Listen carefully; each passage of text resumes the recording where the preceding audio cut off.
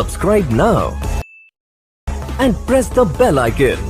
नमस्कार दोस्तों, स्वागत है आपका हमारे चैनल पर। तो ज्यादा देर नहीं करते और जानते हैं आज की ताज़ा खबरें फटाफट अंदाज में। क्या 3 मई के बाद लॉकडाउन खुलेगा? पीएम मोदी क्या करेंगे अगला बड़ा ऐलान? सुप्रीम कोर्ट ने राशन कार्ड के बारे में बताया, इन राज्यों में जारी रहेगा लॉकडाउन, इनको मिलेगी छूट। मजदूरों को सरकार छोड़ेगी उनके राज्य, क्या रेलवे चलेंगी? मिलेगा राशन मुफ्त में? रिलायंस जियो का नया प्लान, इन राज्यों में मिलेंगे 1000 रुपए? इन सभी सवालों के जवाब मिलेंगे सिर्फ यही तो बने रहिए और जल्दी से जल्दी चैनल को सब्सक्राइब जरूर कीजिए और लाइक और शेयर करना ना भूले।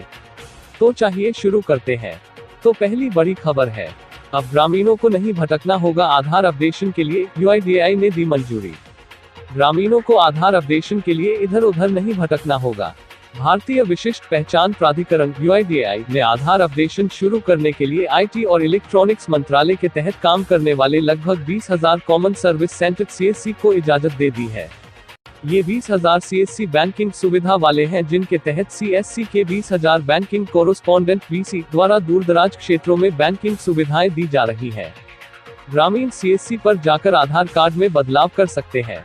इस सुविधा के तहत ग्रामीण सीएससी पर जाकर नए आधार कार्ड बनाने को छोड़ पहले से बने आधार में किसी भी प्रकार का बदलाव कर सकेंगे। अपडेशन के इस काम को शुरू करने की समय सीमा जून तय की गई है, लेकिन अगले महीने तक इस सेवा के आरंभ होने की संभावना है। अगली बड़ी खबर है, इस बचत खाते पर एसबीआई से भी ज्यादा ब्याज मिल रहा, सिर्फ 20 रुपये में खुलवाए खाता।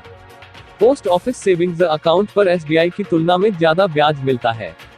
इस अकाउंट को खोलने के लिए आपको सिर्फ 20 रुपये खर्च करने होंगे। बाजार में नकदी बढ़ाने के लिए हाल में भारतीय रिजर्व बैंक आरबीआई ने नीतिगत ब्याज दरों में बड़ी कटौती की है। आरबीआई के इस फैसले के बाद भी कई बैंकों ने बचत खातों पर मिलने वाले ब्याज दर को घटा दिया है। इन बैंकों में भारतीय स्टेट बैंक, एसबीआई से लेकर आईसीआईसीआई बैंक जैसे प्रमुख बैंक हैं। सेविंग्स अकाउंट पर ब्याज दरों में कटौती के बाद आम लोगों के इसमें पैसे रखना अधिक फायदेमंद नहीं है। ऐसे में आप पोस्ट ऑफिस के सेविंग्स अकाउंट में पैसे जमा कर इन बैंकों से अधिक ब्याज प्राप्त कर सकते हैं।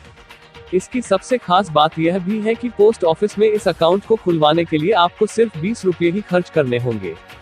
कम ब्याज दर के दौर में भी पोस्ट ऑफिस सेविंग्स अकाउंट कोष्टक पीओ सेविंग्स अकाउंट पर आपको 4% की दर से ब्याज मिल रहा है। अगली खबर है, सीबीएसई बोर्ड एग्जाम्स 2020 कब होंगे 10वीं 12वीं के बाकी पेपर? शिक्षा मंत्री ने बताया। कब होंगे बाकी पेपर? लखनऊ के अशोक कुमार सिंह ने पूछा कि 10वीं और 12वीं के बाकी पेपर कब होंगे। इस पर मानव संसाधन विकास मंत्री ने जवाब दिया, जैसे ही राष्ट्रीय लॉकडाउन हटेगा और स्थिति सामान्य होगी वैसे ही सरकारी देश में सीबीएसई के बाकी पेपर के शेड्यूल का ऐलान करेगी। सिर्फ मुख्य विषयों की होगी परीक्षा। ध्यान रहे कि सीबीएसई की ओर से पहले स्पष्ट किया जा चुका है कि लॉकडाउन समाप्त होने के बाद 10वीं और 12वीं के सारे पेपर नहीं होंगे। सिर्फ मुख्य विषयों की परीक्षा होगी जो प्रमोशन और उच्च शिक्षण संस्थानों में दाखिले के लिए जरूरी है। ऐसे कुल 29 विषय हैं। साथ ही बोर्ड की ओर से यह भी ऐलान किया गया था कि विदेश में स्थित केंद्रों पर 10वीं और 12वीं के बाकी एग्जाम नहीं होंगे। सीबीएसई बोर्ड एग्जाम 2020 इस साल भी समय पर आएगा सीबीएसई बोर्ड का रिजल्ट। जानिए 4 बड़ी बातें। सीबीएसई के परीक्षा नियंत्रक संयम भारद्वाज ने बताया कि लॉकडाउन खत्म होते ही बोर्ड परीक्षा के बचे पेपरों को आयोजित कराने के लिए डेट जारी कर दी जाएगी। सीबीएसई ने बोर्ड परीक्षा के बचे हुए पेपरों की परीक्षा आयोजित कराने और कॉपियों के मूल्यांकन को लेकर विस्तृत योजना के बारे में लोगों को जानकारी दी है।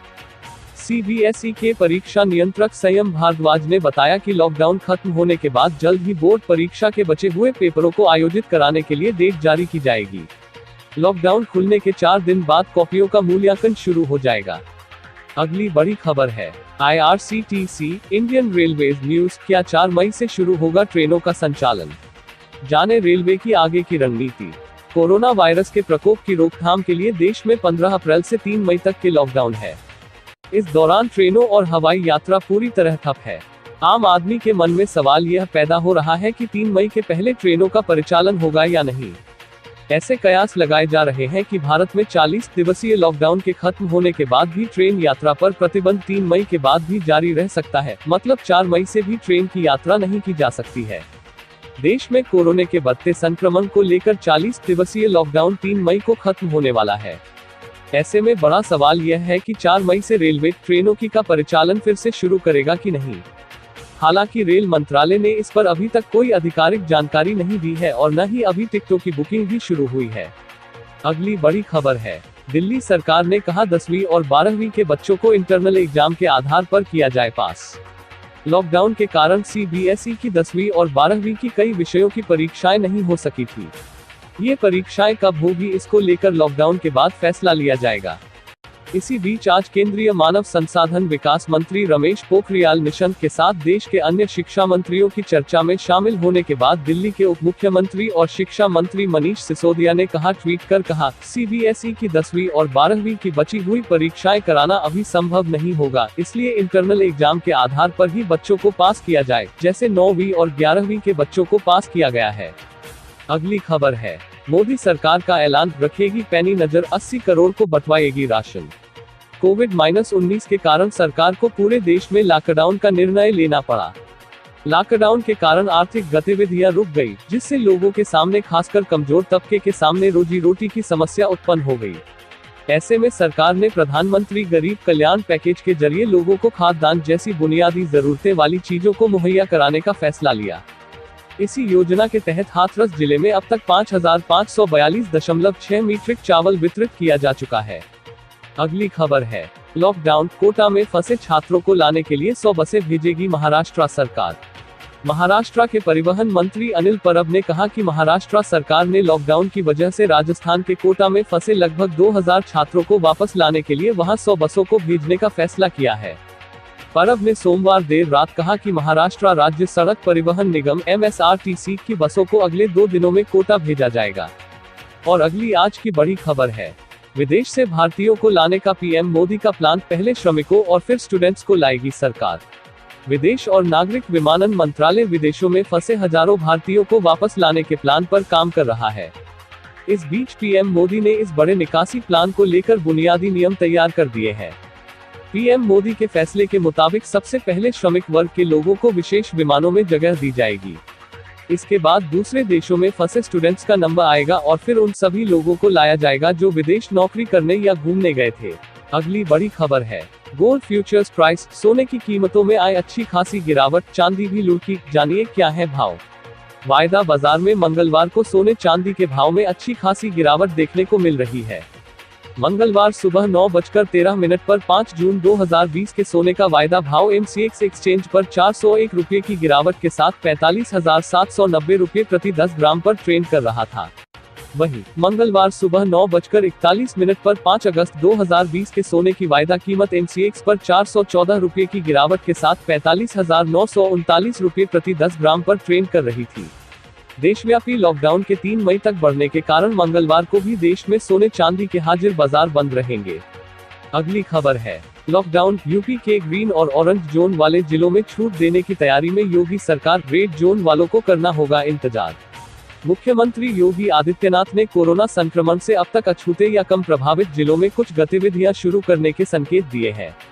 उन्होंने कहा कि ग्रीन जोन तथा ऑरेंज जोन में छूट वाली गतिविधियों के लिए एक कार्य योजना बनाई जाए।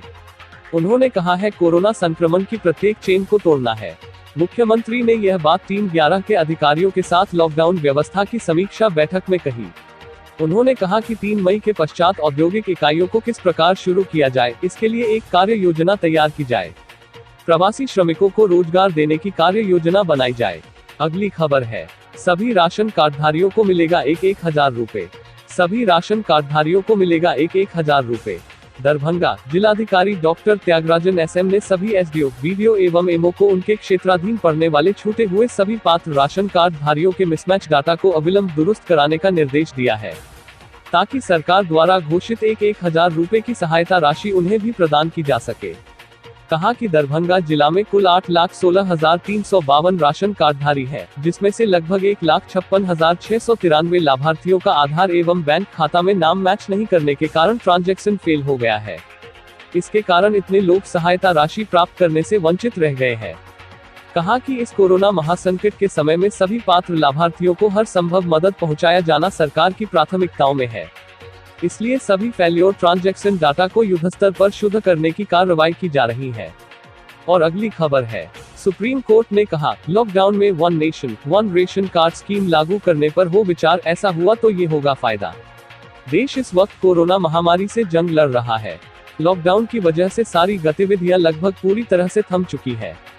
इस बीच सरकार की महत्वाकांक्षी योजना one nation one ration card को लेकर सुप्रीम कोर्ट ने केंद्र से कहा है कि देश में जारी लॉकडाउन के बीच इस योजना को अस्थायी तौर पर लागू करने पर विचार किया जाए।